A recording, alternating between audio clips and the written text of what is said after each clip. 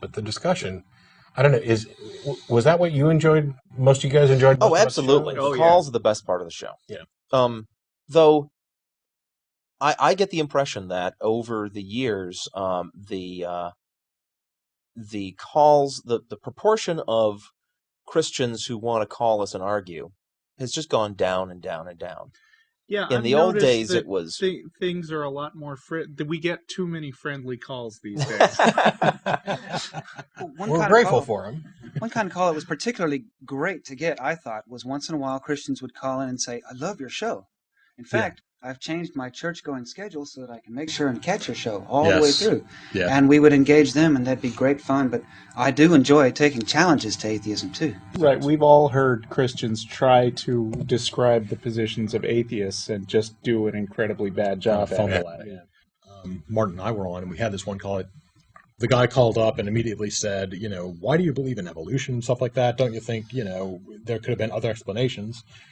And we're immediately like, okay, well, just because evolution, assuming it was proved wrong tomorrow, doesn't mean that creationism takes over and God did it all. And he goes, no, I'm not a Christian. I don't believe God did any of this stuff. And so fast forward about 20 minutes, half an hour into the call, and all of a sudden humans were that humans were bred here from an alien species. It was actually two different species of aliens, and they lived in Lemuria and Atlantis. They had a great war between the two, which is why we can't find those cities anymore, but there is evidence of them, of course. Oh, the Nazca lines, I'm sure. And of course, all this knowledge, all the higher levels of government and religion all know about this war, but they're suppressing the knowledge. And he talked about the Illuminati. And you hadn't hung up yet? And the what is it? The lizard people that Bush is supposed to be some kind of lizard person. Yes, the lizard aliens that you can discover with Photoshop filters. Exactly. And so it went through. It just railed off. It was one of those like, wow, that's really weird. If you haven't done a Google search and looked through the conspiracy theories that involve the lizard, the reptilian aliens, exactly. Go ahead and waste an afternoon on it, but just one, and then stay the hell away from it. It's some of the craziest stuff you've ever heard. People imagine that we go around and at the dinners we just sit around and say, "Hey, there's no God." Yeah, there's no God. Yeah, there isn't a God. Hey, I don't believe there's a God either. I'm so glad we had this Well, talk. that's a good 20 minutes wasted. Let's have another beer. We don't believe that there's a God, but we do believe in religion. In the sense that we believe that it exists. It exists. It is a social phenomenon. And in extreme cases, it can be destructive. It needs to be stopped. And I think that this isn't about what we don't believe per se. This is about something that is very real. There are times when religion gets dangerously out of hand in very particular ways that I think you'll find atheists coming together about and agreeing, okay, this is real and is bad enough that we need to deal with it head on. And it's important that atheists do this because, you've probably heard the thing about people who live in glass houses shouldn't throw stones. Well, religions are gigantic glass houses. People who are religious understandably, I think, are extremely hesitant to directly criticize the irrational basis of other religious beliefs. And that's because once that conversation starts, their own religion is just as much in danger from criticism of irrational beliefs. So it takes people like atheists to step up when religions get out of control, because the other religions tend not to have very much to say about it. At least not very much intelligent to say about it. Russell, favorite call? Jeff, do you remember Creationist Steve? I do remember Creationist Steve. Yes. Creationist Steve would call in week after week with a new, completely random thing that he probably read on Answers in Genesis or something and challenge us with it. We had a hard time dealing with him to the point that some of the hosts and co-hosts had sort of a policy that we brush off everybody who wants to talk about evolution and say, sorry, we're not scientists, we don't want to talk about it. But I found this subject interesting, and I've just done a long series talking about evolution, and one day, I think I nailed Creationist Steve pretty good.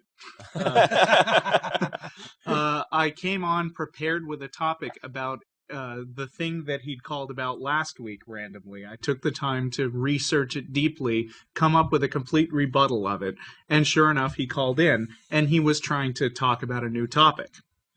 And so I said, no, you can't talk about this new topic until you address the fact that I just completely wiped out your argument from last week.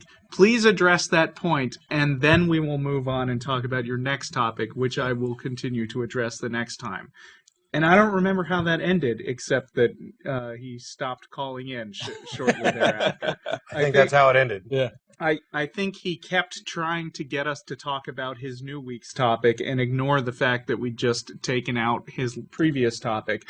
And the fact was that when we brought a counter-argument to him, he couldn't deal with it. He was too busy parroting stuff from these sites. Yeah. There is a certain extent to which I think some other Christians use our show just as sort of a proving grounds for their whatever, weird arguments they've just picked up, or to test their faith, or whatever nonsense they want to call it. And we're not really here for that. We're not here to be a resource for Christians so they can feel better about themselves. Although, I mean, if they keep calling in to see how well their argument fares and their argument constantly fails, then maybe they'll keep studying long enough to realize that all of their arguments are going to fail. Yeah, and that's, early on, I came to understand that the point of discussions on the show is not to convince the caller, Right. but to present to the viewer who is seeing call after call after call of believers who just can't argue their way out of a paper bag and have absolutely no good reason to believe any of the things that they believe. Those people get an impression over time that, maybe these atheists are onto something. Yeah. And The best thing they could probably do, go ahead. And I think it's also good. You had mentioned that you tried to get somebody down, and I know, Jeff, you were big on this too, of trying to say, if you fail to back up your point, and we have rebutted it completely, then you should admit that the point is invalid and then move on to something else. I probably learned that from Jeff. Because 90% of the time, what people do is say, okay, well, you explained that, but I'm sure it's completely wrong, so let's go on to something new. And basically what happens is next week, they're going to use the exact same argument again because, well, I never said it was wrong. So what you've got to do is actually make them admit, no, okay, this point is not valid. I'll find something new.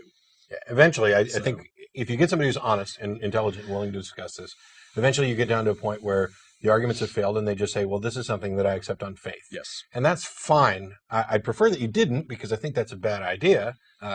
But at least I can understand it. There's nothing I can say about it. If you've had some personal experience that's convinced you, or if you believe on faith, great.